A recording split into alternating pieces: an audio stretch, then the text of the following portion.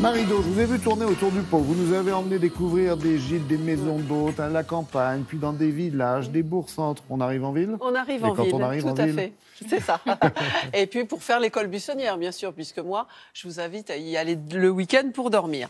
Alors, dans des villes, pas forcément des capitales, des villes capitales de région, mais des villes riches en patrimoine. On va commencer par Angers, avec les puissantes tours de son château, des tours polychromes. C'est le bastion du royaume de France face aux velléités des ducs de Bretagne.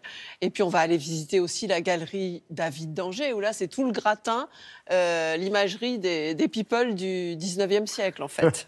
Voilà. Et puis ensuite on ira dormir à l'Oisellerie, qui est dans un quartier historique face au palais épiscopal. Ensuite direction Albi. Albi, la ville rouge, avec sa non moins puissante cathédrale. Ah ouais. Alors là, c'était pour s'opposer au Qatar, c'était magnifique. Et on ira dormir sur l'autre rive du Tarn, bien sûr, parce que le Tarn sépare la ville en deux.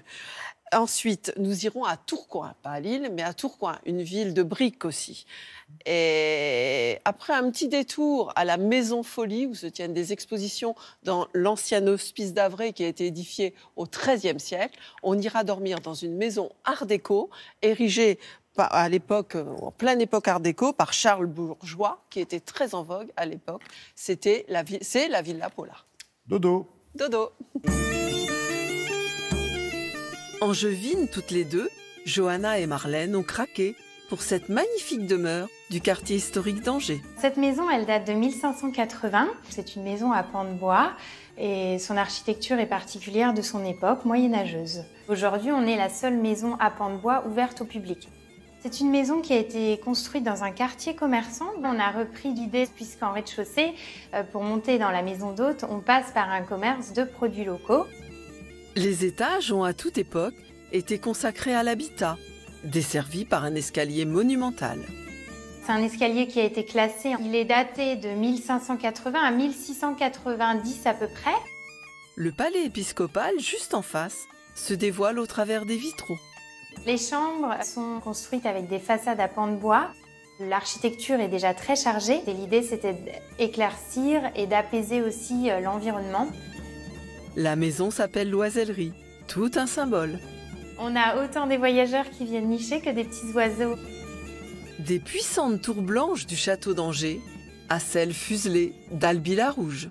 Pour visiter la ville entre deux rives, rien de tel que de résider à l'autre rive. La maison date des années 1930-35, donc plutôt art déco. Elle est assez austère.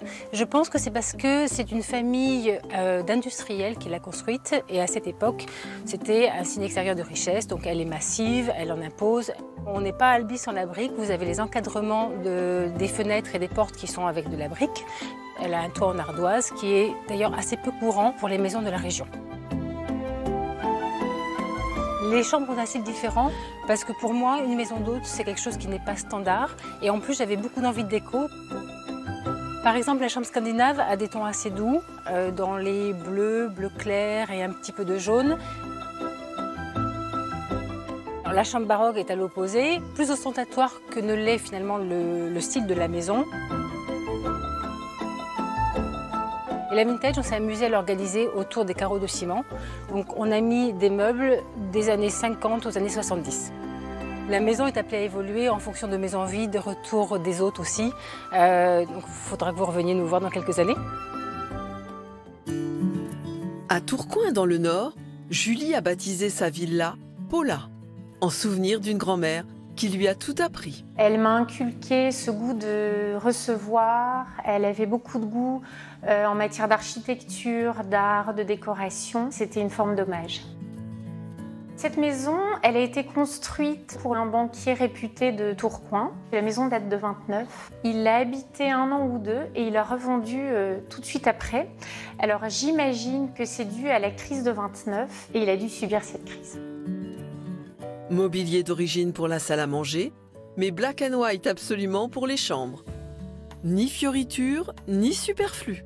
Le parti pris du noir et blanc dans les chambres, c'est pour le côté intemporel et le côté graphique. Le vitrail, c'est vraiment la pièce maîtresse de la maison. Il a été colorisé il y a une quinzaine d'années. Quand on rentre dans la maison, je trouve que voilà, il nous accueille, il fait rentrer la lumière. Pour moi, en déco, les luminaires, c'est vraiment le point essentiel. C'est ce qui termine une pièce. Si le luminaire n'est pas parfait, votre déco, elle sera jamais parfaite. Magnifique. Allez, Marie-Do, donnez-nous 2 raisons d'y aller. Alors, à Tourcoing, par exemple, c'est le dernier week-end pour la Biennale des aquarellistes du Nord à la Maison d'Avray, à la Maison Folie. Et puis, l'exposition Man Ray jusqu'au 5 janvier au musée Toulouse-Lautrec à Albi.